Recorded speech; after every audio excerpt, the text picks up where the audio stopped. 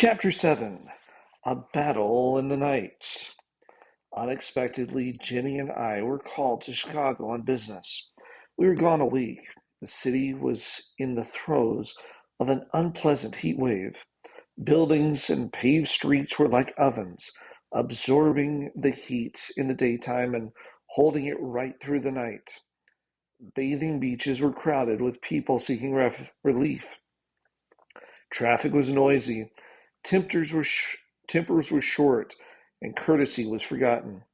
We were grateful when the day came for us to return, and we left the city with a deep feeling of sympathy for those who must remain in it.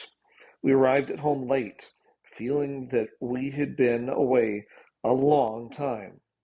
Our birds greeted us while we were crossing the lake in our canoe. Pastor Pete swooped low over our heads, and if I understood his jabbering rightly, he was scolding us for having been away. The chickadees awaited us on the island. So did Bluey, the old blue jay, and a favorite pair of those cute little red-breasted nuthatches. In the evening, we paddled about in our canoe. Frogs and toads were in full voice. Whippoorwills were calling from the forest depths. A hermit thrush sang his supreme song in the gathering gloom. A white-throated sparrow added his exotic melody, and a robin informed the world that his nest was filled with feathered miracles. Only one sour note spoiled the symphony. Jinny Bubo was screaming forth his hunting call. "Oh, I hoped he would be gone," Jinny exclaimed disappointedly. "Why can't he learn to eat grass? Then we could love him."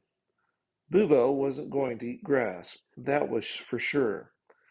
Right now he was searching the forest for his dinner, and grass didn't count. We watched the graceful flight of the blue heron as he sailed into the sunset, and we could see him coast to a landing in the shallow waters among the stumps in West Bay. There he stood on his long stilt-like legs to do his evening fishing.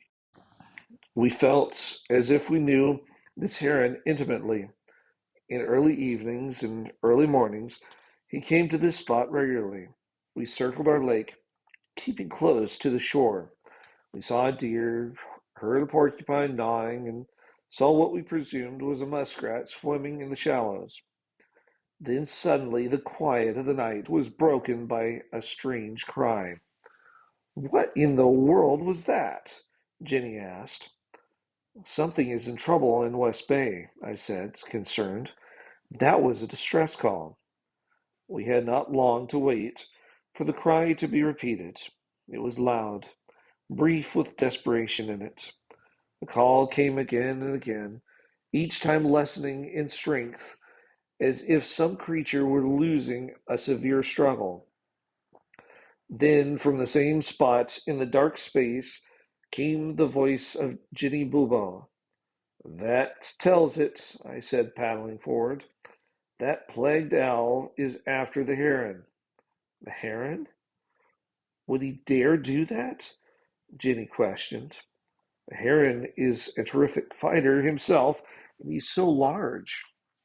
"He's a fighter, that's true. That long beak of his is like a spear, and he puts great power back of it. I've known of a heron driving off an attacking coyote, but the two birds are right together. Hear that?" The distress call and the hunting call of Bubo came simultaneously and from the same direction.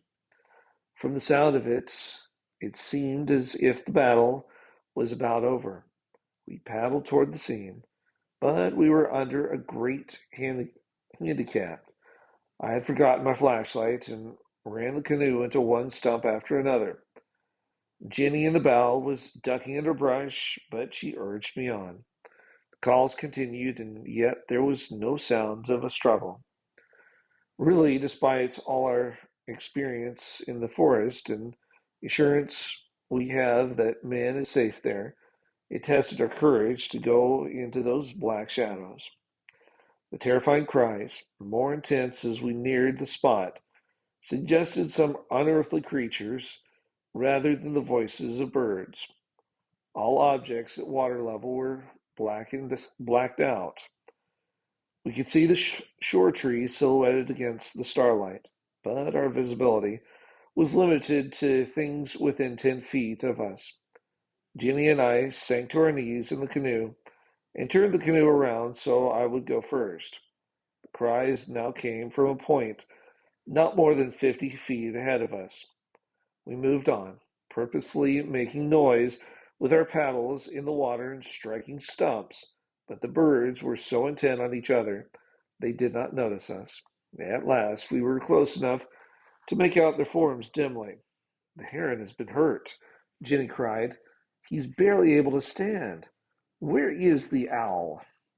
There he is, on that upturned root to the right, I said. Perhaps he's made one attack and is resting before another. Even as I talked, the great owl spread his wings and swooped toward the injured heron. All my philosophy about predators deserted me at that moment. I stood up and struck at the owl with my paddle, using all my strength. The canoe lurched and nearly went over. My blow never reached Jenny Bulbo. With a marvelously quick movement, he avoided it and flew up with such power and grace I admired him in spite of everything. The heron fluttered his wings desperately, but he was unable to fly. Can we do anything for him? Jenny asked anxiously. It's best to leave him alone, I reasoned, out of breath from all the excitement. If we try to follow him, he'll struggle and perhaps injure himself more. Let's move away a few feet and stand guard.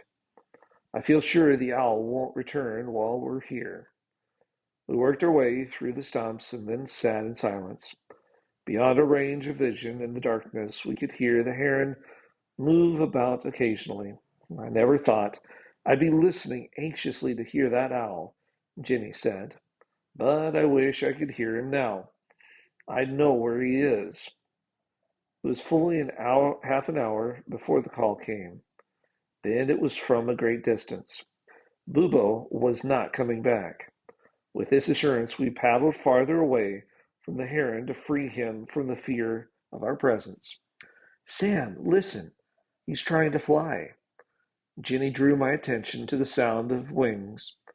If he has strength to rise, I believe he'll do all right. I listened and looked into the night.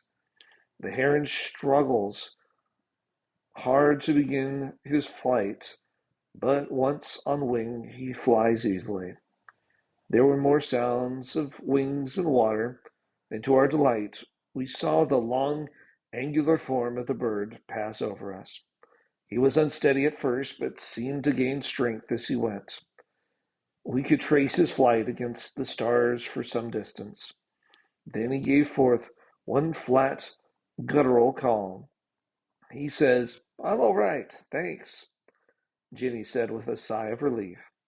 After this experience, we knew we could not rest until we had a look at Cooney Castle.